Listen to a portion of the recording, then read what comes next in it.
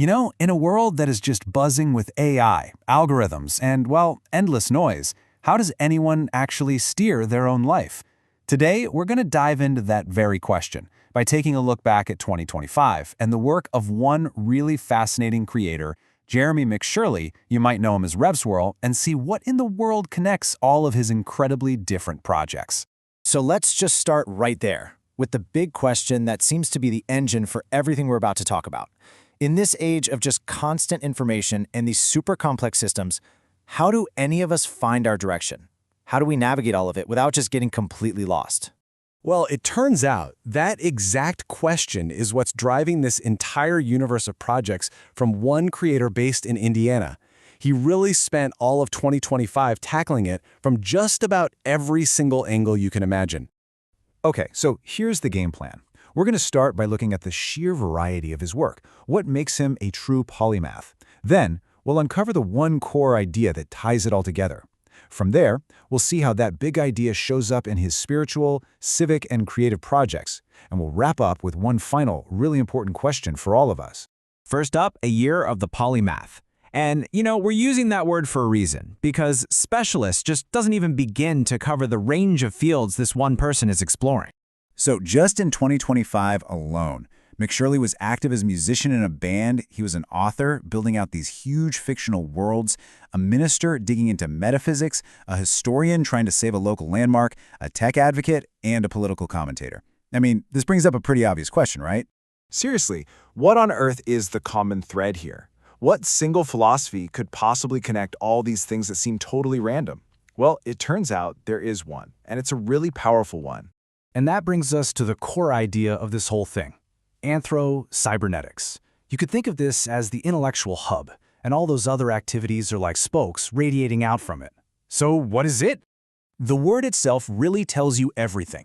It comes from the Greek anthropos, for human, and kybernetes, which means steersman or pilot. So it's basically the art and science of how we navigate our own lives. And this is the crucial part, how the systems we create, everything from governments to social media, steer us right back. As McShirley puts it himself, it really makes you ask who's actually in control here. It's not some simple one-way street. It's more like a dance, a process of coevolution, where we shape our tools, and then, in turn, our tools shape us. Okay, let's make this real with an example we all live and breathe every single day, the social media feedback loop. It all starts when you post something, the algorithm sees it, reacts, and starts feeding you more of whatever gets likes and shares. Before you know it, you're changing your own behavior, posting more of what the system seems to want. That loop just gets tighter and tighter, and suddenly it's really hard to tell who's steering who. And this is the perfect way to see the difference between this and standard cybernetics. See, regular cybernetics looks at a thermostat and asks, how does this machine work to keep the temperature steady? But anthro-cybernetics looks at you and asks, wait, why did you pick that temperature in the first place? What were you trying to achieve? How does it make you feel? It puts the human right back in the center of the equation. So let's see how this idea actually works in practice. We'll start with the first spoke. How does this concept of anthro-cybernetics apply to something as personal as our spiritual beliefs? Throughout 2025, over on his Metaversal Temple site, McShirley was basically using this lens to take apart different belief systems. He was looking for the common operating principles, you could say, in ancient texts like the Tao Te Ching and the Kybalion. He even explored some pretty wild modern theories that try to link our very own DNA to the universe's frequencies.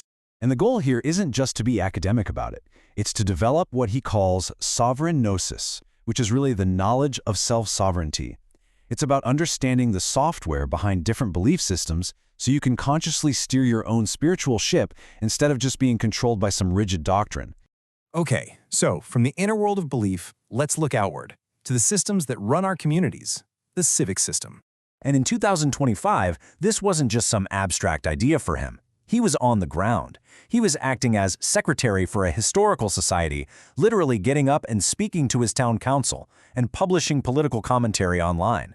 Every one of those actions is a direct attempt to grab the steering wheel, to get involved and help guide a system at the community level. All right, so we've looked at the spiritual and the civic. Let's move to the final spoke and see how this all comes together in the creative world. How do you use art to explore these same exact ideas? Well, his creative work in 2025 was a direct mirror of this whole philosophy. He joined the band Losing September, kept building the massive world for a sci-fi series, The Neapolitai, and even got another novel copyrighted. You see, each of these, music, science fiction, literature, they're like laboratories. They're ways to simulate complex systems and explore how different people might navigate through them. I mean, come on, just look at this quote from his band's page. They're described as modern-day pirates with a declaration of freedom to guide their voyage. It just doesn't get more anthro-cybernetic than that, does it? It's all about navigating the world on your own terms. And this is where all those different threads finally come together. It leads us to the final, and honestly the most important question that all of this work is pointing towards. Because here's the ultimate takeaway. It doesn't matter if we're talking about a belief system, a town council, or a social media algorithm, it's all the same dynamic. We build these systems, and then, in return, those systems build us. They shape our behavior, our beliefs, and ultimately, our future. For the longest time, the big question of the technological age was pretty simple. What are we going to do with all these powerful new machines? It's a question that puts us, humanity, firmly in the driver's seat.